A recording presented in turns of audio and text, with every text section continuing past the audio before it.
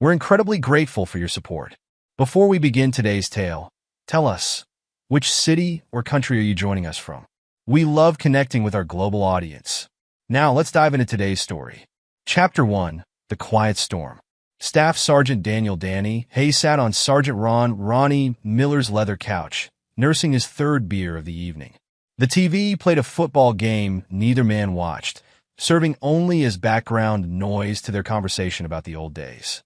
Remember that night in Kandahar? Ronnie leaned forward, his eyes bright with nostalgia. When Thompson thought he saw a snake in his sleeping bag. Poor bastard screamed like a kid, Danny said, his voice deep and controlled. He took another sip of his beer, memories of Afghanistan floating through his mind.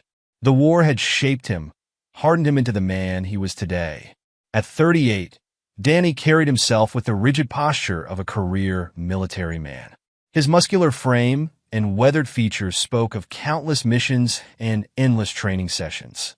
Ronnie chuckled, running a hand through his graying hair.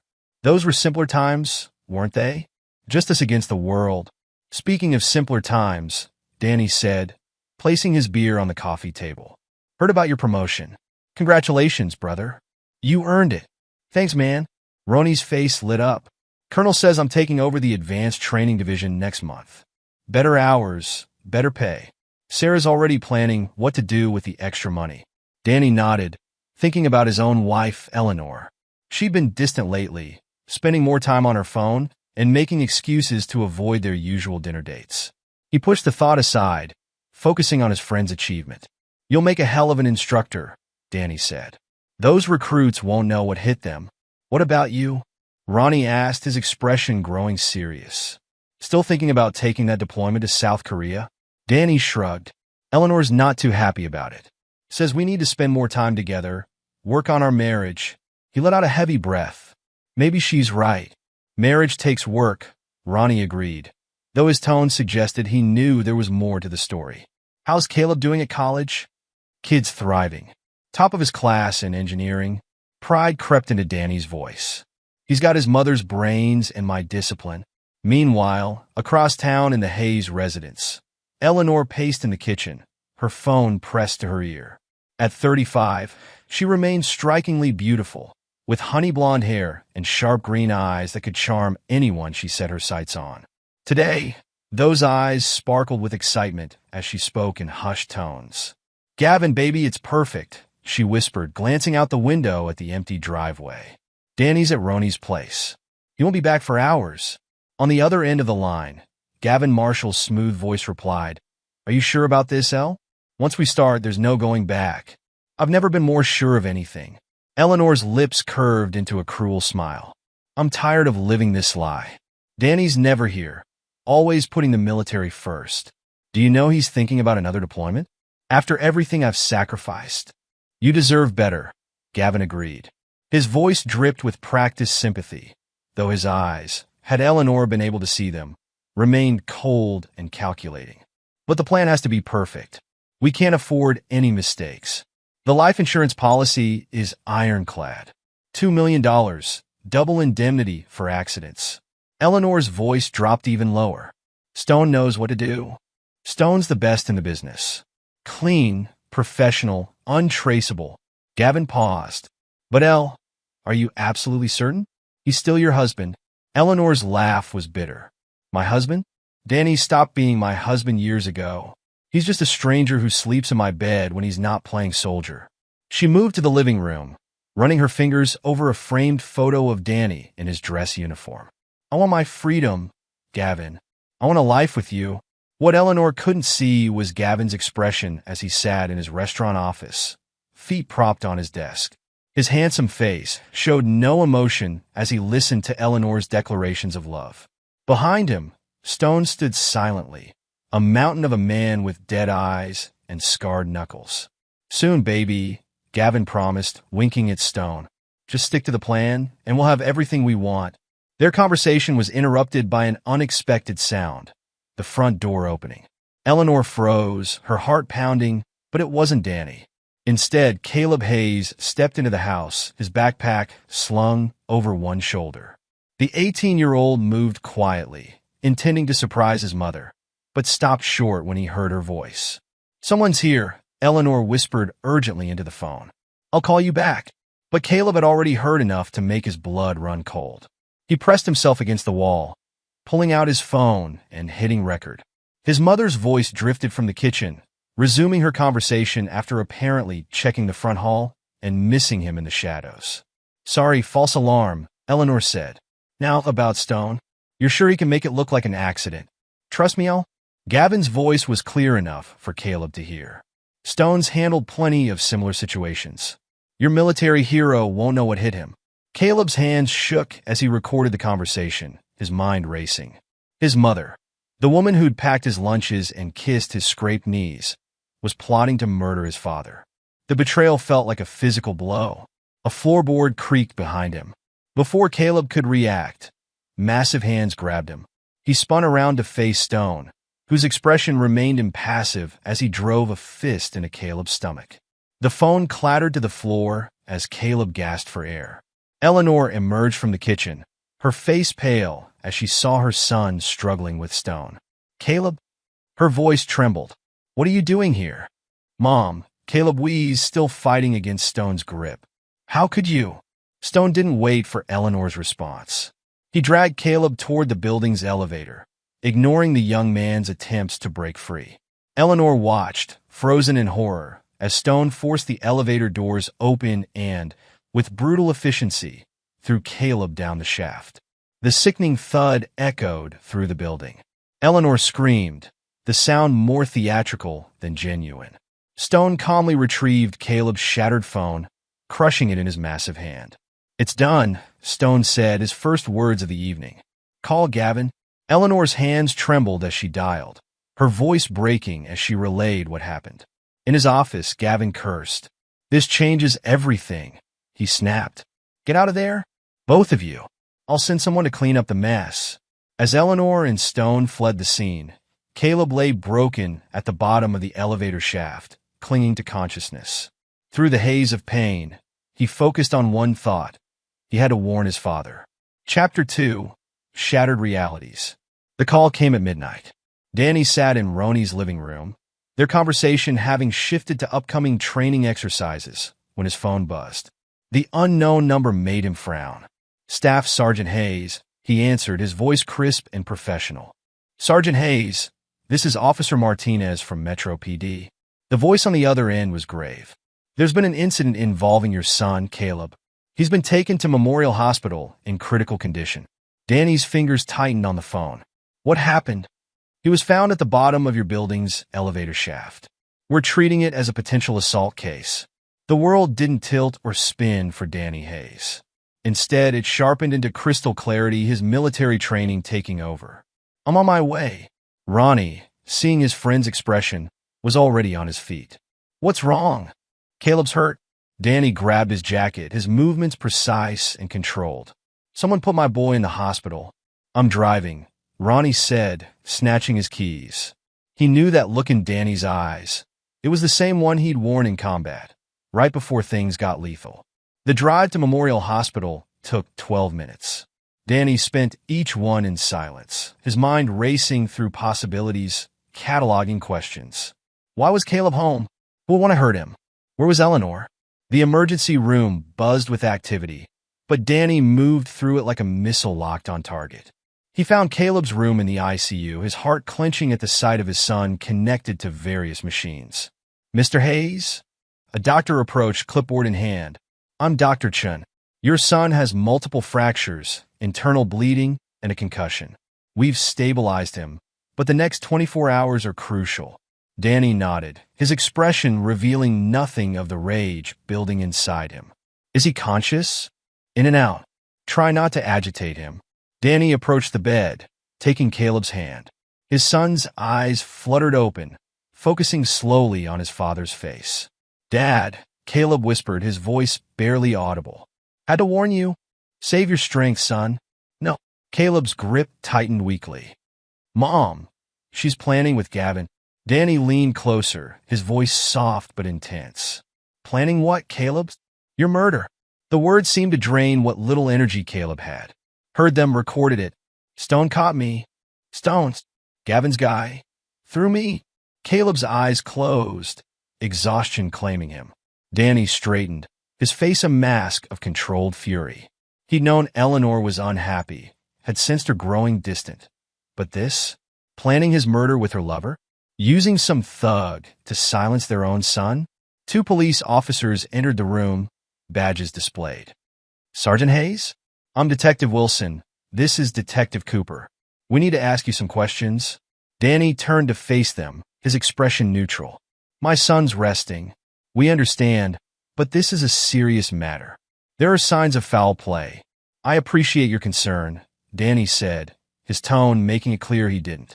But right now, my priority is my son's recovery. Detective Wilson pressed on. Sir, we need to know if Caleb had any enemies. Anyone who might want to hurt him. My son's a college student who works part-time at a library. Danny's voice remained steady. He doesn't have enemies? And your wife? We haven't been able to reach her. I was at a friend's house. I don't know where Eleanor is. The lie came easily.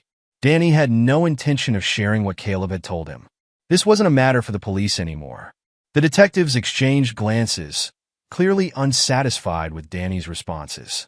We'll need to take a formal statement. Tomorrow, Danny said firmly. I'm not leaving my son tonight. After the police left, Danny pulled out his phone. He had calls to make, favors to call in. Eleanor, Gavin, and this Stone character had no idea what they'd unleashed. Danny Hayes hadn't survived 3 combat tours by being weak or forgiving. He dialed a number from memory. Jake? It's Hayes. Remember that debt you owe me from Fallujah? I'm calling it in. Chapter 3, Seeds of Vengeance. The hospital room settled into an uneasy quiet, broken only by the steady beep of monitors tracking Caleb's vital signs. Danny sat in the uncomfortable chair beside his son's bed, his mind working through everything he'd learned. 15 years of marriage played through his thoughts like a tactical briefing. Eleanor had been different when they first met, a dedicated nurse who understood the demands of his military career. She'd supported him through deployments, celebrated his promotions, built a life together. When had that woman become someone capable of plotting his murder? He remembered the small changes, her growing frustration with military life, the subtle complaints about money despite their comfortable living, the way she'd stopped attending unit functions. Danny had attributed it to the natural strain of military marriage, had tried to compensate by being more present when he was home. Sir? A nurse poked her head in. There's a call for you at the nurse's station. Says he's your commanding officer. Danny nodded, squeezing Caleb's hand before stepping out. Colonel Matthews' voice was gruff with concern. Hayes, I heard about Caleb. What do you need? Information, sir. Danny's voice was cold. I need everything you can find on a local restaurant owner named Gavin and his associate, Stone. Off the books. A pause. This related to what happened to your boy. Yes, sir. Give me an hour. The colonel hung up without another word. Danny returned to Caleb's room, pulling out his laptop. While he waited for Matthew's information, he began his own investigation. Social media revealed plenty about Gavin Marshall, owner of the Blue Room, one of the city's trendiest restaurants. Photos showed a man in his early 40s, expensively dressed, surrounded by admiring patrons. Danny's phone buzzed with a text from Matthews containing several encrypted files. The information painted an interesting picture. Gavin Marshall was swimming in gambling debts, using his restaurant to launder money for local criminals. His enforcer, Marcus Stone Sullivan, had a record of assault charges that mysteriously disappeared before trial. A soft knock interrupted his research. Ronnie stood in the doorway, his face grim. Got your message. What's the plan? Eleanor's planning to have me killed, Danny said without preamble. She's working with a local criminal named Gavin Marshall. Their enforcer threw Caleb down an elevator shaft to keep him quiet. Ronnie's eyes widened, then narrowed dangerously. What do you need? Surveillance equipment. Weapons.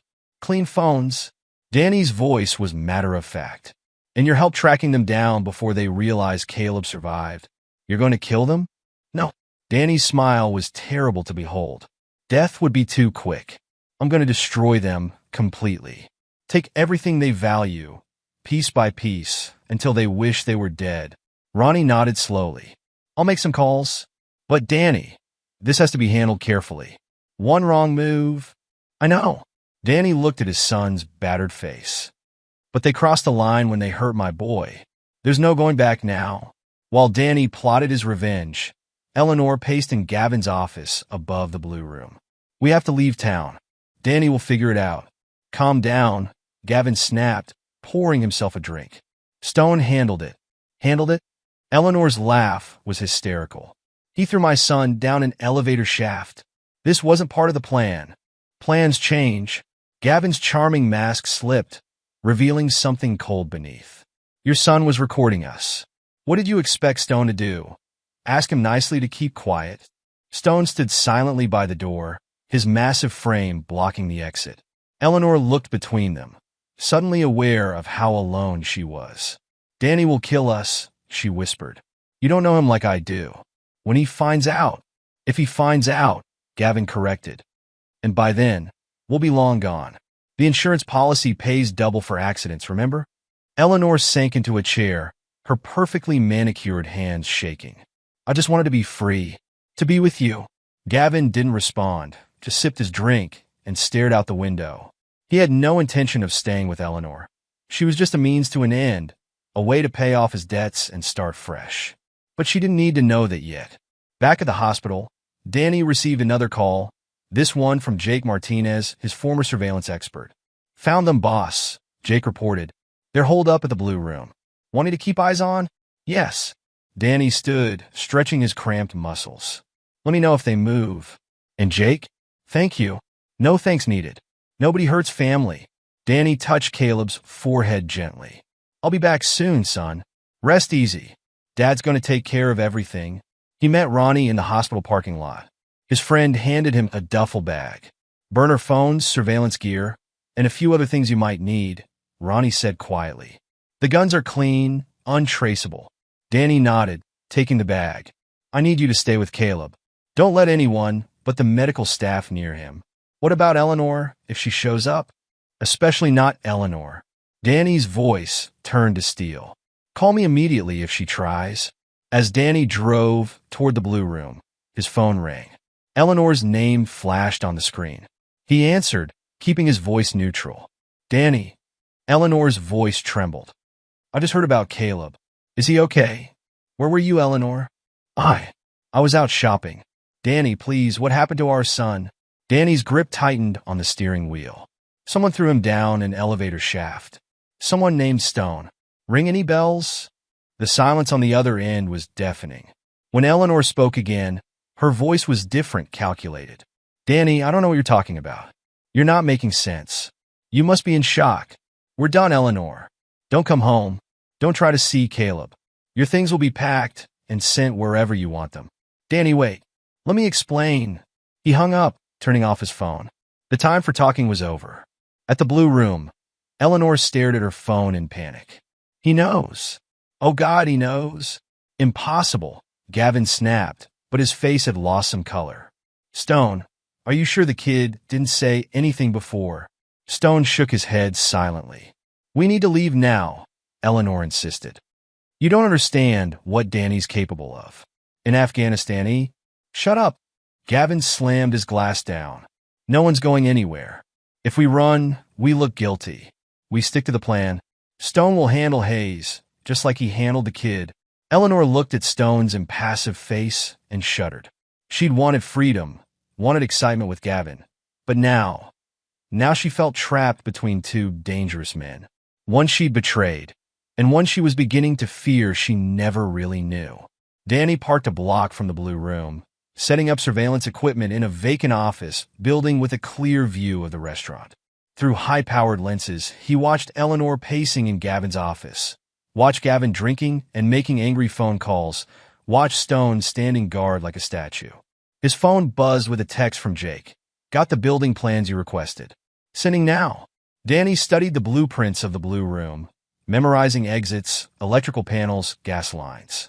His training kicked in automatically, identify vulnerabilities, plan contingencies, control the battlefield. Another text from Jake. Financial records show Gavin's underwater. Owes money to some serious people. Wanting to make some calls? Not yet, Danny replied. Let them stew. He watched through the lens as Eleanor and Gavin argued, their gestures becoming more animated. Stone moved between them, separating them with his bulk.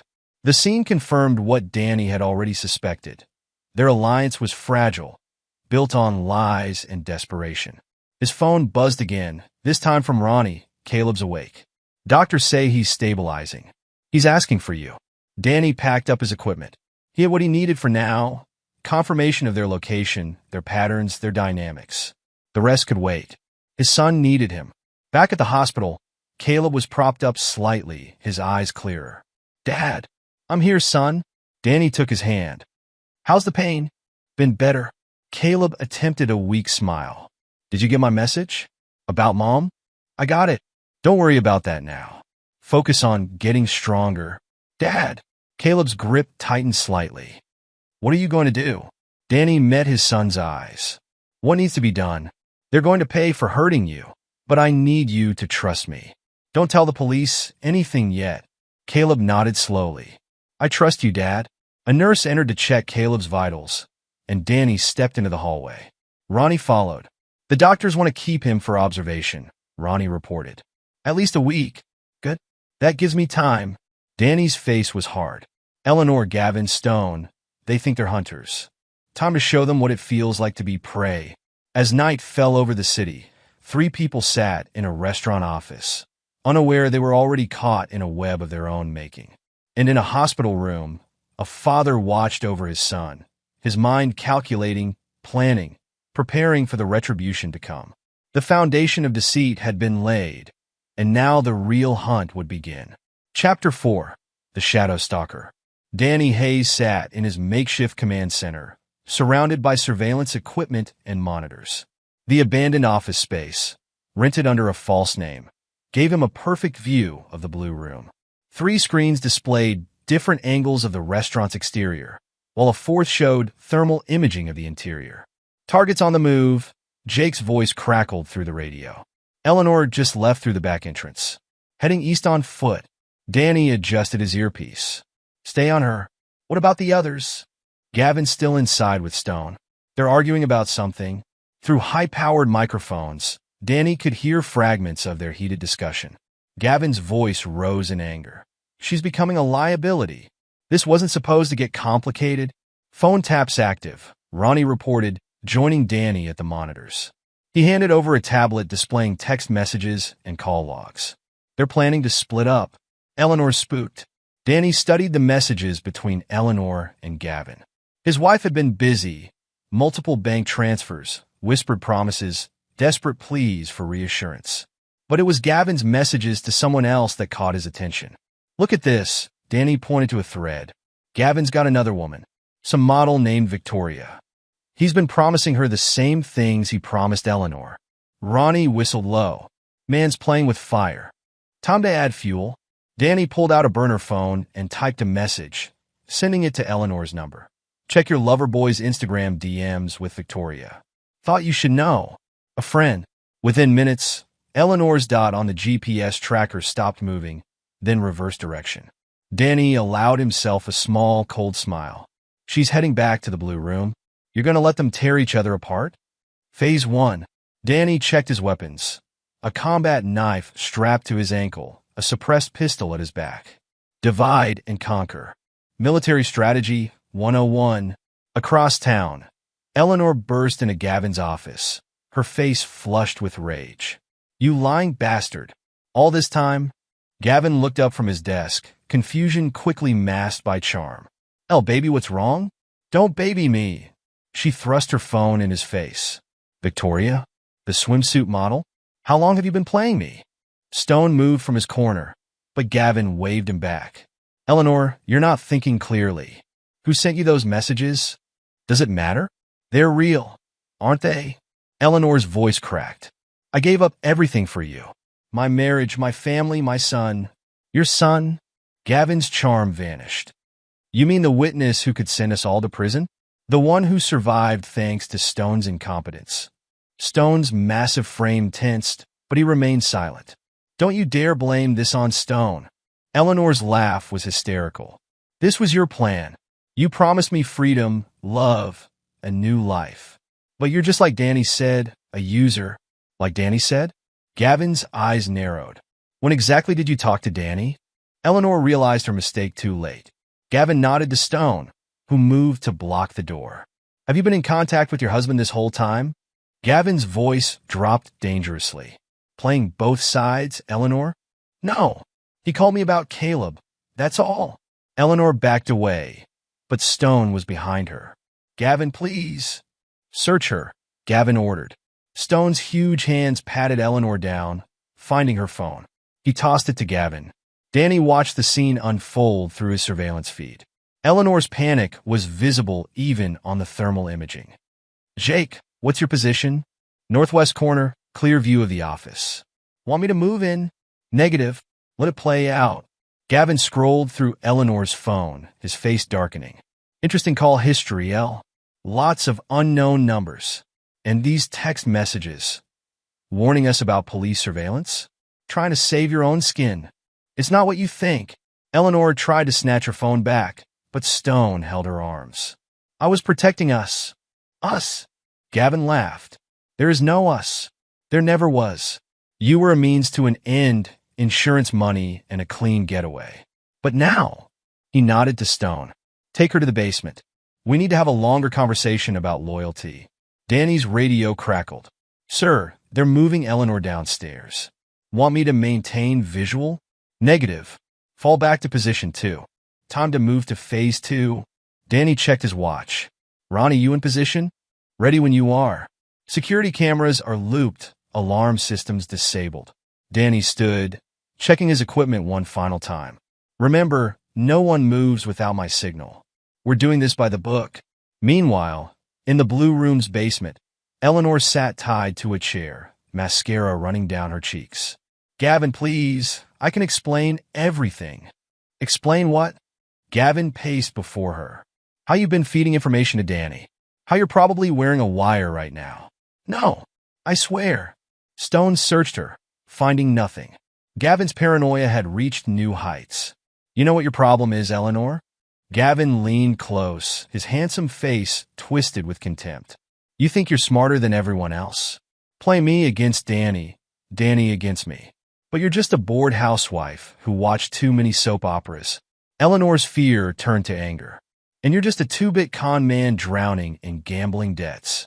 You think I didn't know about that? About the money you stole from the restaurant? About the people you owe? Gavin's hand cracked across her face. Shut up. Truth hurts, doesn't it? Eleanor spat blood. Danny will find us.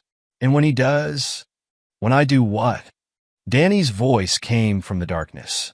Stone spun, reaching for his weapon, but 2 tranquilizer darts caught him in the neck.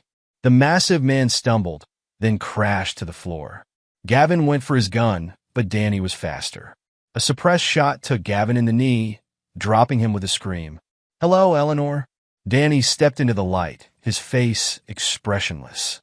Miss me? Chapter 5. The Noose Tightens. Danny moved through the basement, securing Gavin and Stone with zip ties. Eleanor remained bound to her chair, watching her husband with a mixture of fear and desperate hope. Danny, thank God. They were going to kill me. Like you were going to kill me? Danny's voice was conversational as he checked Stone's restraints. The big man was completely unconscious, breathing steadily. No. I mean, yes, but I changed my mind. I was trying to warn you. Warn me? Danny turned to her, his eyes cold. After Stone threw our son down an elevator shaft? After you plotted my murder for the insurance money? That's when you decided to grow a conscience? Gavin groaned on the floor, clutching his bleeding knee. She's lying to you, Hayes. She planned everything. The insurance, the accident, all of it. I know. Danny knelt beside Gavin, applying a tourniquet to his leg. I know exactly what each of you planned. You see, I had time to do my research. He pulled out a phone, playing a recording. Eleanor's voice, sweet and seductive, discussing murder methods with Gavin. Then another recording. Gavin laughing with Victoria about his desperate housewife meal ticket. I've spent weeks gathering evidence, Danny continued. Bank records, text messages, surveillance footage. You 3 weren't as clever as you thought. What are you going to do? Eleanor's voice trembled. Justice. Danny pressed his radio. Ronnie, Status? All clear upstairs. Jake's got the perimeter secured. Good. Start with the office. I want everything. Eleanor watched Danny direct his team, remembering the quiet, dutiful husband she'd thought she knew. This man was different. Harder, colder, more dangerous than she'd ever imagined. Danny, please, she tried again. We can work this out. For Caleb's sake. Don't say his name. Danny's voice could have frozen fire. You lost it right when you chose this piece of garbage over your own son. Gavin attempted to bargain. Hayes, be reasonable. I've got money connections. We can make a deal. A deal? Danny pulled up another recording on his phone. Like the deal you made with the Mendoza cartel? Or the money you've been laundering through your restaurant? Gavin's face went pale. How did you? I told you. I did my research.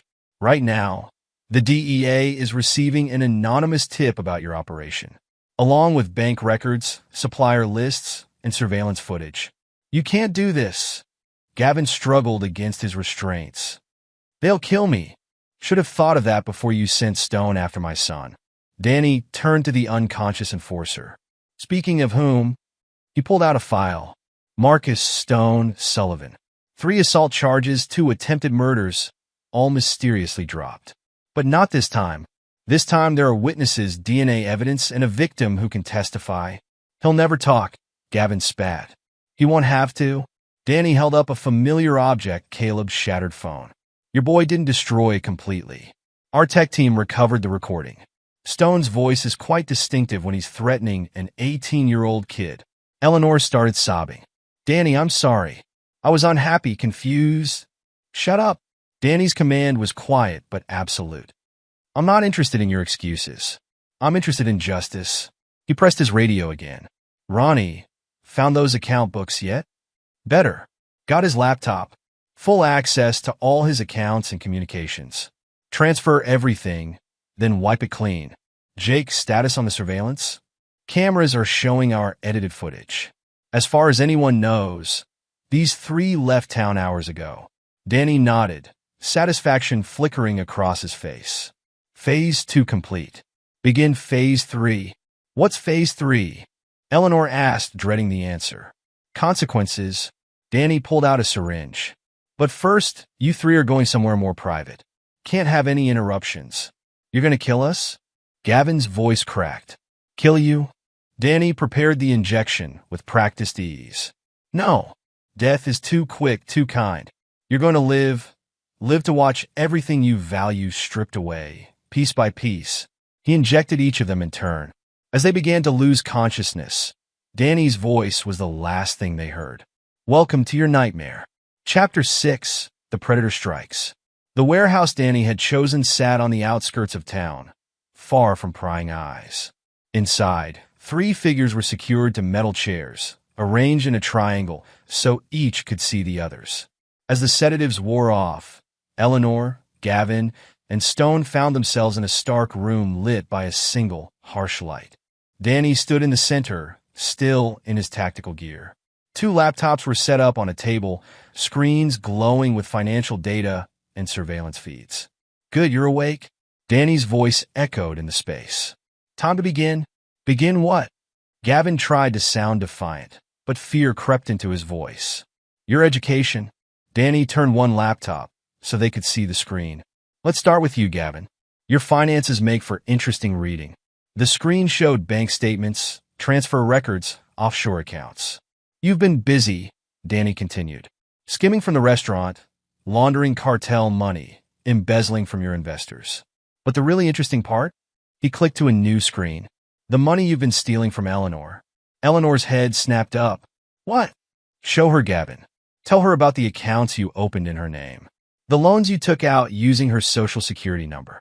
The credit cards you maxed out. He's lying. Gavin protested, but his face betrayed him. Danny pulled up more documents. 3 mortgages on properties she's never seen. 5 business loans for companies that don't exist. And the piece de resistance, a life insurance policy on her, with you as the beneficiary. Eleanor stared at Gavin, realization dawning. You were going to kill me too? Now she gets it. Danny's laugh held no humor. You weren't his partner, Eleanor. You were his mark. Just like the others. He showed them photographs, other women, other scams, other victims. Gavin here is quite a history. But he got sloppy this time. Left too many traces. What did you do? Gavin asked, seeing his whole life displayed on the screen. I took everything. Danny pressed a key. Your accounts are empty. Your property's seized. Your restaurant? Under investigation for health code violations, tax fraud, and criminal enterprise. Gavin lunged against his restraints. You can't do this. I already did. Danny turned to Stone. Your turn, big man. Want to tell them about the recordings? Stone remained silent, but his eyes widened slightly. No, I'll tell them. Danny played an audio file. Stone's voice discussing past jobs with an undercover officer. Amazing what people will say when they think they're talking to a potential employer. You set me up? Stone spoke for the first time, his deep voice rough. Didn't have to. Just had to find the right people to talk to. Show them the right evidence. Danny pulled up police reports, witness statements, DNA records. You left quite a trail of bodies, Stone. Time to answer for them. Eleanor watched her husband work, seeing a side of him she'd never known existed. This wasn't the quiet military man who read the paper on Sunday mornings. This was someone else, someone who knew how to break people. And you, Eleanor? Danny turned to his wife. You thought you were so clever, playing everyone against each other. The grieving military wife, the seductive mistress, the concerned mother. He showed her text messages, photos, recordings of her own voice plotting his murder. Your parents have already seen these. So have your friends, your co-workers, your church group. Everyone knows what you really are now. Eleanor broke down completely. Please, Danny. I'll do anything. Anything? Danny's voice was soft, dangerous. Like you did anything for Gavin? For our son. He moved closer, his presence overwhelming. You wanted excitement? Eleanor? Adventure? Well, congratulations. You got it. Welcome to your new reality, where everything you valued, everything you built, everything you stole is gone. Danny stepped back, surveying his captives. You have two choices now. Option 1, confess. Tell the police everything. Take your punishment like adults. Option 2. He smiled, and it was terrible to behold. I continued dismantling your lives, piece by piece, day by day, until there's nothing left but the truth. You're insane, Gavin whispered. No. Danny's voice was calm. I'm a father protecting his son. I'm a soldier delivering justice. I'm the consequence of your actions. He turned to leave, pausing at the door. Think about your choices. I'll be back in an hour. Oh, and don't bother trying to escape. The room is monitored, and my friends outside are very good at their jobs. The door closed, leaving the three conspirators alone with their fears and the weight of their decisions. They looked at each other, former allies now turned enemies, each wondering who would break first. Danny stood outside, listening to their accusations and recriminations through his earpiece. Phase 3 was complete. Now he just had to wait for them to destroy each other. Chapter 7. The Price of Betrayal. The warehouse stood silent as police vehicles surrounded it, red and blue lights painting the walls. Detective Wilson approached the entrance, gun drawn, followed by his team. The anonymous tip had been specific, 3 suspects inside, all restrained. They found Eleanor, Gavin, and Stone exactly as described. Each bore signs of interrogation, not brutal enough to be illegal, but precise enough to break them. Stone's massive frame slumped in his chair, his usual stoic demeanor shattered. Gavin nursed his wounded knee, mumbling incoherently about bank accounts and lost millions. Eleanor sat rigid, mascara streaked down her face, repeating, he knew everything over and over.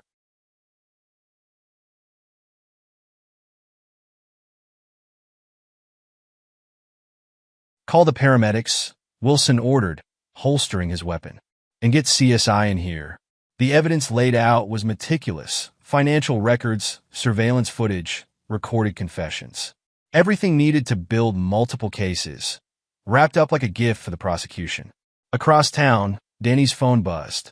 Roni's voice came through, tense with anger. They found them. What the hell did you do? What needed to be done? Danny sat in his makeshift command center, systematically destroying hard drives and wiping servers. The hell it was? Stone looks like he went 10 rounds with a special forces unit. Gavin's babbling about torture. And Eleanor. Ronnie paused. She's broken, Danny. Completely broken. Good? Listen to yourself. This isn't you. The old me died when they tried to kill my son. Danny's voice remained steady. You want to judge me? Fine. But remember who helped set up the surveillance. That was different. I thought we were gathering evidence. Not. Ronnie struggled for words. The police are going to investigate. They'll trace it back to you. No, they won't. Stone won't talk. He's got too much to lose. Gavin's reputation is destroyed. His criminal connections exposed. Eleanor. Danny's lips tightened. Eleanor knows what happens to people who cross me now. In the interrogation room at the police station, Detective Wilson faced Eleanor across a metal table. Mrs. Hayes, we need your statement.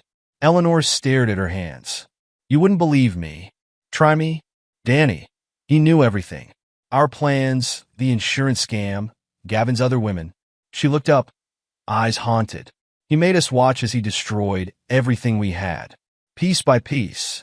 Bank accounts emptied. Reputations ruined. Secrets exposed. Are you saying your husband did this? Eleanor laughed, the sound brittle. Prove it. He left no traces. No evidence. Just like in the military. The perfect operation. Wilson pushed a pad of paper toward her. Write it down. All of it. Why? So you can go after him. Eleanor picked up the pen. You don't understand. He won. He broke us completely. And the worst part? Her hand trembled. We deserved it. At the hospital, Danny visited Caleb. His son was recovering well, though the physical therapy would take months. The police found them, Danny said, taking Caleb's hand. Mom, she'll face charges. They all will. Danny's voice softened slightly. You don't need to testify. The evidence speaks for itself. Did you? Caleb hesitated. What did you do to them? Nothing they didn't deserve. Danny met his son's eyes. They planned to murder me for money. They hurt you to cover it up. Actions have consequences. The police came by earlier, Caleb said. Asked a lot of questions about you. Let them ask. Focus on getting stronger. A knock interrupted them. Ronnie stood in the doorway, his face grim. Danny, we need to talk. Now. In the hallway, Ronnie handed Danny a phone. They're building a case against you. Wilson's determined to prove you orchestrated everything. Let him try. Danny scrolled through the messages. Our tracks are covered. The warehouse lease, the surveillance equipment, the financial trails. All dead ends. This isn't over. Yes, it is. Danny deleted the messages. Eleanor and her lovers destroyed themselves. I just helped them along. And the torture? The psychological warfare? Enhanced interrogation. Danny's smile was cold. Nothing illegal. Nothing provable. Just enough to break them. Back in his hospital room, Caleb watched his father through the window. The man who'd taught him to fish, helped with his homework, cheered at his graduation. That man was gone. In his place stood someone harder, colder, shaped by betrayal into something dangerous. Mr. Hayes? A nurse approached Danny. There's a detective here to see you. Wilson appeared, notepad in hand. We need to discuss what happened at the warehouse. Do we? Danny's expression gave nothing away. 3 people were held captive, tortured psychologically, their lives systematically destroyed. Wilson studied Danny's face. That takes resources, training, military expertise. Sounds like you have theories. I have evidence. No, Danny said softly. You have suspicions, but what you don't have is proof. What you can prove is that 3 people conspired to commit murder for insurance money. That they attempted to kill my son to cover it up. Focus on that, detective. Wilson stepped closer.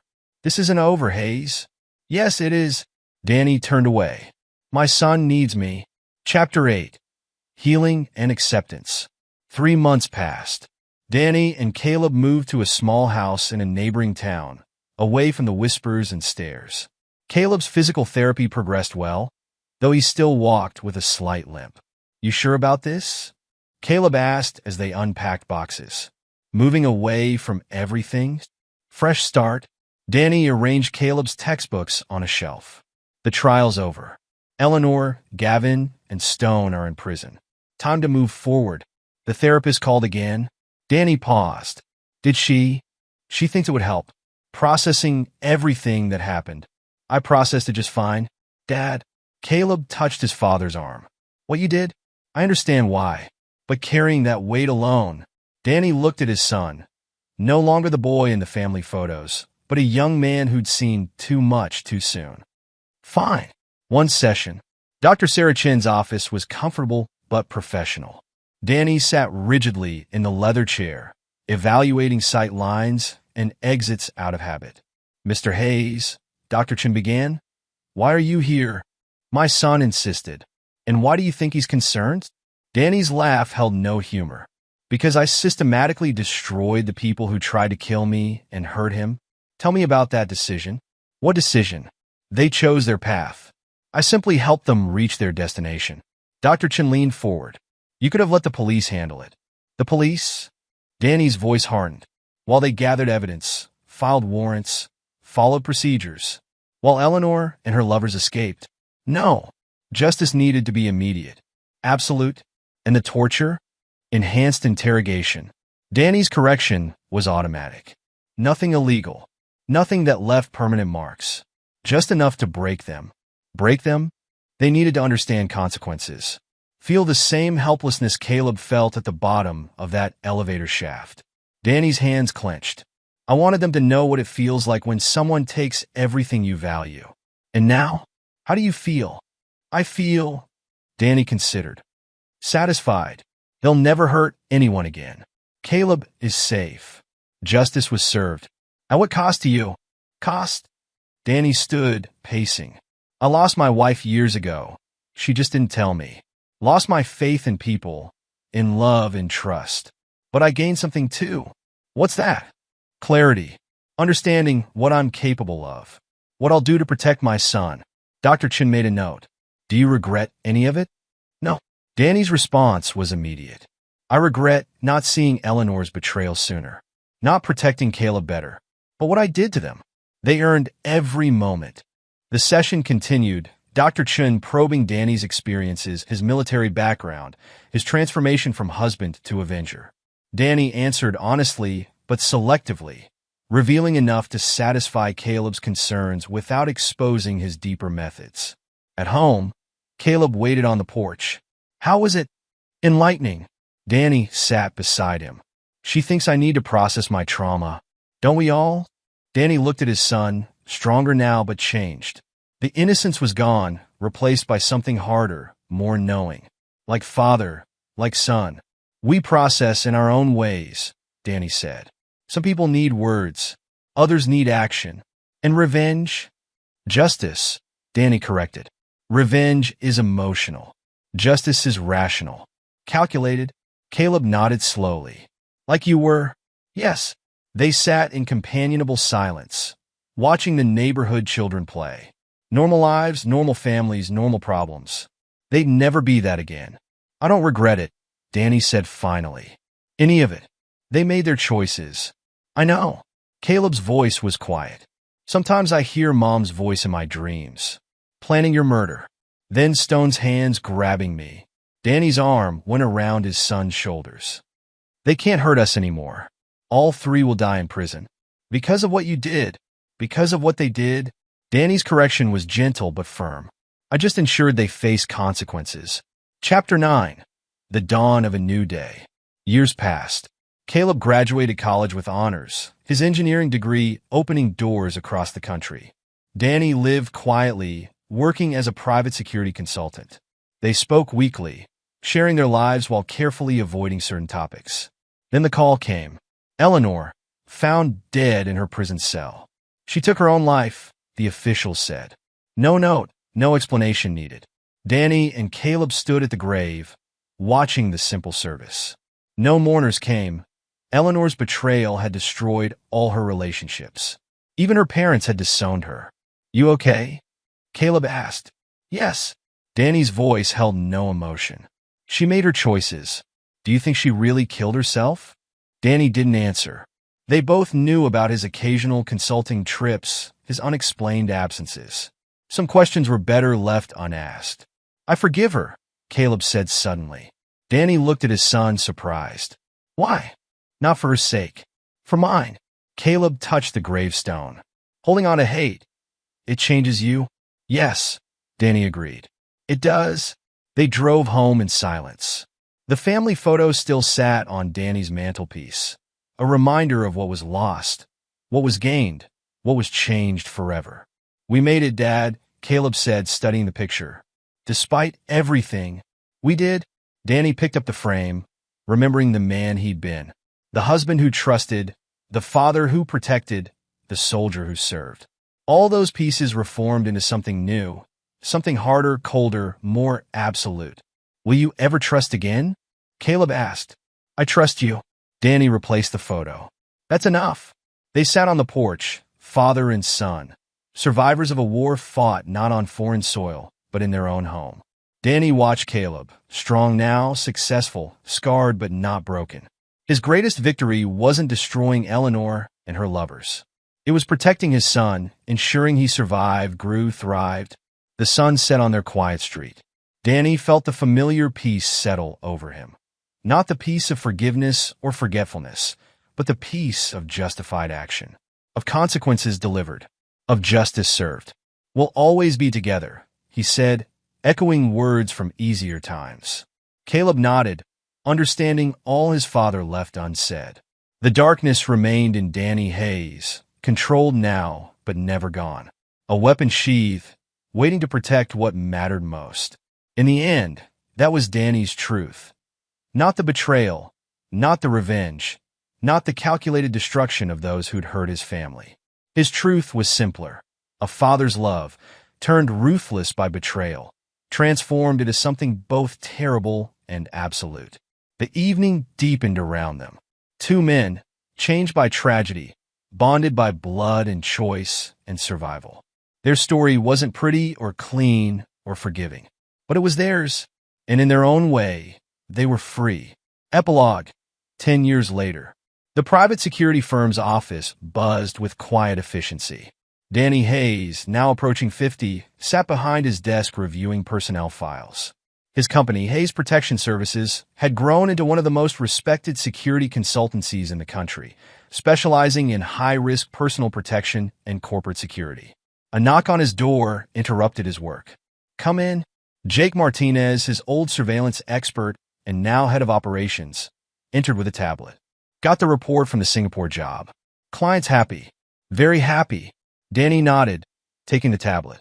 The Singapore job had involved extracting a corporate whistleblower before certain parties could silence them permanently. The kind of work that required specific skills, absolute discretion, and a willingness to operate in gray areas. Any complications? Nothing we couldn't handle. Jake hesitated. There's something else. Gavin Marshall was found dead in his cell this morning. Danny's expression didn't change. After serving 8 years of his 20-year sentence, Gavin had apparently hanged himself, just like Eleanor had 3 years earlier. Stone remained in maximum security, a broken man who never spoke about what happened in that warehouse. Natural causes? Danny asked, though they both knew better. That's what the report will say. Jake studied his boss carefully. Wanted to look into it? No need. Danny returned to his files. The past stays in the past. The past might stay there, but its echoes remained.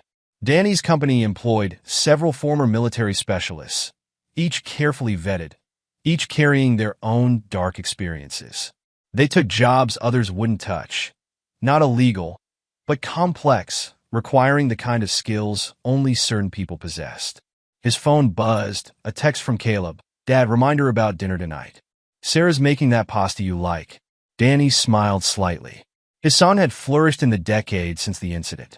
Now a successful aerospace engineer, Caleb had married Sarah Chun. Yes, the same Dr. Chun who'd been Danny's therapist. Their courtship had surprised everyone, especially Danny.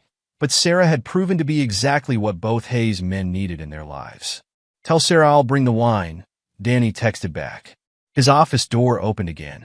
Ronnie Miller walked in, gray-haired but still fit, carrying 2 cups of coffee. Heard about Gavin, Ronnie said, setting a cup on Danny's desk. News travels fast. In our circles? Always. Ronnie sat down. That's 2 down. Think Stone's nervous? Danny sipped his coffee. Stone made his peace years ago. He knows the rules. Those rules had been simple. Complete silence about the warehouse incident in exchange for certain protections in prison. Stone had kept his end of the bargain, surviving where Eleanor and Gavin hadn't.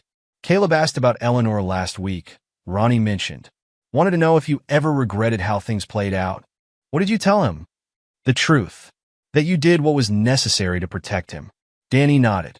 The years had tempered his rage, but not his conviction. Eleanor's betrayal, Gavin's manipulation, Stone's violence, they'd all earned their fates. His computer chimed with a new email.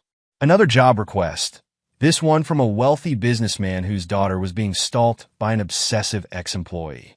The kind of case Danny's firm specialized in, protecting the vulnerable from those who'd harm them. Take a look at this, he told Ronnie, turning the screen. Ronnie read quickly.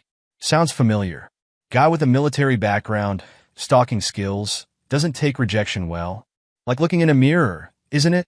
Danny's voice held dark humor. Except we were the good guys. Were we? Ronnie raised an eyebrow. You tortured 3 people, destroyed their lives, and possibly arranged their deaths years later. I delivered justice. There's a difference. Is there? Danny leaned back, considering. The decade since the warehouse had changed him, but not in the ways people might expect. He'd grown more controlled, more precise in his methods. The cold rage that drove him to dismantle Eleanor's conspiracy had crystallized into something harder. An absolute commitment to protecting those who couldn't protect themselves. His phone buzzed again, a message from Sarah, bringing files about the new youth counseling program. Want your input? Yes, the program.